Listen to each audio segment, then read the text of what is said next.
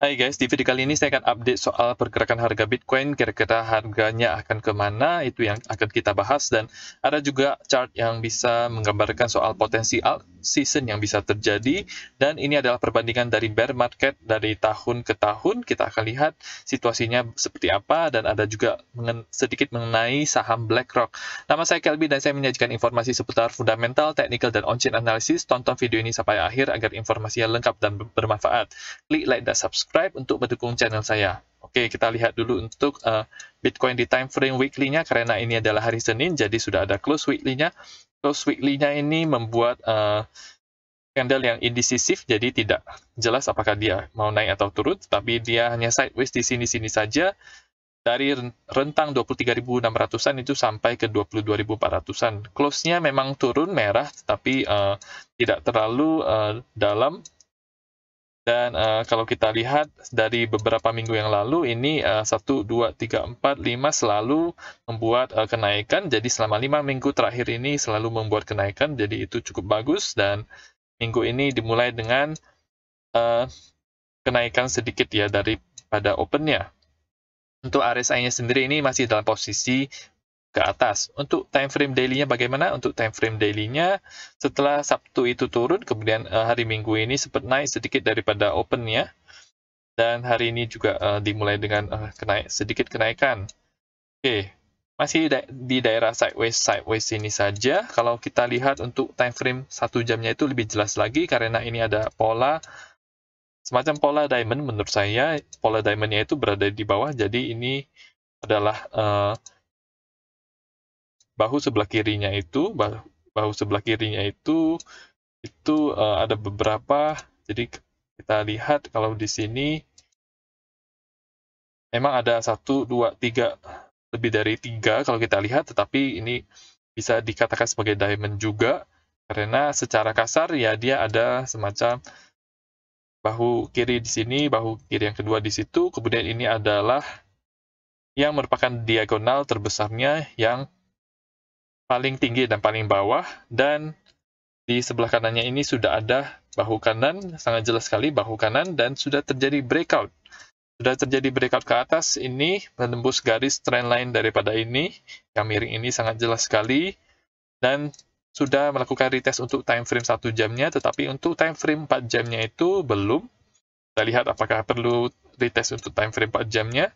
Kalau untuk time frame 1 jamnya sih, itu sudah di retest dan berhasil bertahan di atas daripada garis trendline ini, jadi kemungkinan besar harga Bitcoin itu bisa naik ke atas, dan tentu saja ada resistance yang perlu mereka hadapi, yaitu di harga 23.400. Menurut saya kemungkinan besar dia akan naik melewati ini, dan target selanjutnya itu adalah di harga 23.900-an atau di daerah kotak ini ada supply zone, dan merupakan daerah CME gap juga, dan daerah golden pocket Fibonacci 61,8. jadi lihat 61,8-nya itu ada di sini. Jadi banyak sekali confluence yang ada di daerah ini, sehingga kemungkinan besar bisa ada rejection yang cukup kuat dari sini. Namun target selanjutnya itu bisa juga ke daerah ini di 24.500-an, karena di sini ada supply zone juga ya. Jadi harga Bitcoin itu bisa dibawa sampai ke atas ini, karena untuk lakukan sebuah fake out atau liquidity grab, jadi dia naik ke atas dan secara kencang, kemudian tiba-tiba naik ke bawah, turun ke bawah secara kencang juga, itu mengindikasikan bahwa mereka hanya ingin mengambil likuiditasnya saja untuk menjualnya. Karena untuk time frame daily-nya itu, kalau kita lihat, ini seperti dia sudah break the market structure-nya. Jadi ketika harga itu sudah turun ke sini, turun dari sini, itu break market structure-nya karena dia membentuk yang namanya lower low. Habis itu kemungkinan dia bisa naik ke atas untuk membuat lower high, atau dia membentuk double top di sini. Kalau dia bisa sampai ke 24.500, maka itu dia kemungkinan akan rejected ke bawah ke 22.450 lagi, dan bisa membentuk kalau terkonfirmasi tembus neckline-nya ke bawah, maka dia bisa ke bawah ke daerah 20 ribuan lagi ya teman-teman. Kalau kita lihat itu ini Meskipun untuk time frame 4 jamnya itu ada green dot, jadi ini untuk jangka pendek, jadi dia akan naik dulu menurut saya. Dan menurut saya 23.900 itu adalah target yang sangat possible untuk dicapai dalam waktu dekat ini, mungkin hari ini atau beberapa hari ke depan. Itu untuk update dari harga Bitcoin. Oke. Selanjutnya kita akan melihat untuk potensi adanya alt season yang bisa terjadi. Ini ditulis oleh Mustache. A huge storm is brewing, jadi bakal ada badai yang menerpa karena 95% orang itu masih bearish, dan setiap kali altcoin market cap itu close itu di bawah garis 1,618 FIB rasio, itu terakhir kali berada di bulan Maret tahun 2020, yaitu yang ada di sini. Nah, ketika dia mulai untuk close di atas daripada garis ini, itu maka dia akan menerima uang yang dalam jumlah yang cukup banyak modal. Jadi maksudnya dia akan naik lagi dalam waktu kedepannya ke atas. Jadi ini bisa menimbulkan alt season yang cukup kuat untuk altcoin. Dan ini merupakan peluang bagi kita ya. Jadi kita lihat altcoin market cap-nya itu berada di bawah garis hitam ini. Dan itu merupakan peluang bagi kita untuk membelinya karena harga-harga altcoin itu rata-rata berada di bawah atau undervalue atau oversold ya. Jadi cukup murah kalau misalnya kita lihat altcoin-nya itu jika dia berada di daerah-daerah ini. Oke. Dan kalau dari waktunya dia memberitahu bahwa ada sekitar 231 hari untuk terjadi semacam break ke ATH yang baru ya, tapi ini tidak terlalu penting. Yang penting kita bisa ini mengambil peluang ini, kita bisa mulai cicil.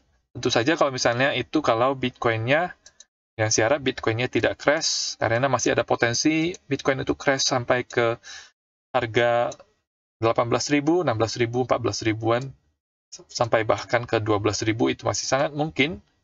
Dan ada juga untuk jangka waktu pendek ini, beberapa bulan ke depan bisa naik dulu sampai ke 28 ribuan, itu sangat mungkin. Habis itu dia turun ke bawah ke harga belasan ribu, itu sangat mungkin. Jadi ini merupakan prediksi daripada Mustache ini mengenai altcoin market cap yang bisa mengindikasikan bahwa alt season itu akan terjadi. Oke. Dan ini adalah perbandingan bear market dari tahun ke tahun, di mana bear market tersebut terjadi. Nah, ketika bear market itu atau situasi itu sedang takut, maka whale itu akan cenderung untuk mengirimkan banyak Bitcoin ke dalam exchange sebelum pergerakan besar itu muncul, ya. Nah, indikator ini menunjukkan total jumlah yang masuk ke exchange, top 10 whale dengan jumlah Bitcoin-nya itu berapa, kemudian rata-rata 7 hari pemasukan Bitcoin terhadap ke exchange.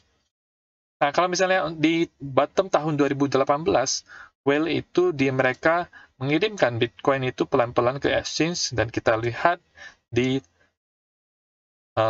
rata-rata 7 harinya itu sama seperti tahun 2002. Jadi kalau kita lihat di sini 2018 itu yang ada di sini, maka total inflow 7 days mean-nya itu rata-rata 7 harinya itu sama seperti di sini. Situasinya itu sama seperti di sini. Jadi situasi sekarang sama seperti 2018. Kita akan lanjut baca lagi. Tetapi tahun 2020 untuk COVID, karena ada kejadian yang tiba-tiba, maka Bitcoin itu dikirimkan dalam jumlah yang banyak dalam periode waktu yang singkat. Sehingga itu menunjukkan adanya spike di sini, jadi garis chart yang sangat ekstrim ke atas ke sini, itu membuat harga itu turun secara drastis dalam waktu yang sangat cepat. Di tahun 2022, ada 2 pergerakan besar baru-baru ini, dan kalau misalnya tidak ada isu makro, maka sekarang adalah waktu yang sangat tepat untuk membelinya. Ketika digabung dengan isu makro, maka seperti perang, inflasi yang tinggi, kemudian kenaikan suku bunga dan resesi, maka hal-hal isu makro ini tidak bisa kita ignore atau kita abaikan, kita harus lebih berhati-hati ya. Jadi ini sama seperti yang saya bilang tersebut. Jadi karena masih ada isu makro, meskipun Fed mulai akan menurunkan, sepertinya akan menurunkan rate dia menaikkan suku bunga, tetapi masih ada peluang untuk bagi Bitcoin ke harga belasan ribu. Nah, kita akan memiliki trading yang lebih baik kalau misalnya kita merefer kepada data-data on-chain seperti ini dan memperhatikan situasi makro. Kalau misalnya kamu mengakumulasi 10 kali, kita akan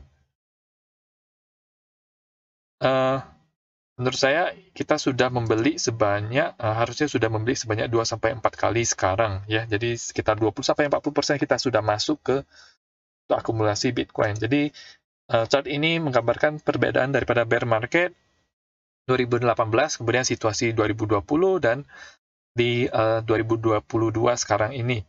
Di mana sekarang itu lebih mirip ke 2018, tapi masih ada situasi makro yang perlu kita perhatikan karena itu bisa membuat crash ya. Oke. Dan selanjutnya itu adalah terakhir, itu adalah CEO daripada BlackRock, Larry Fink itu baru saja menjual 30,5 juta dolarnya di dalam saham Black. Kemudian apa yang Larry tahu dan orang lain itu tidak tahu, mungkin banyak hal yang dia tahu karena dia kroninya bersama dengan chairman daripada The Fed, yaitu Jerome Powell. Oke.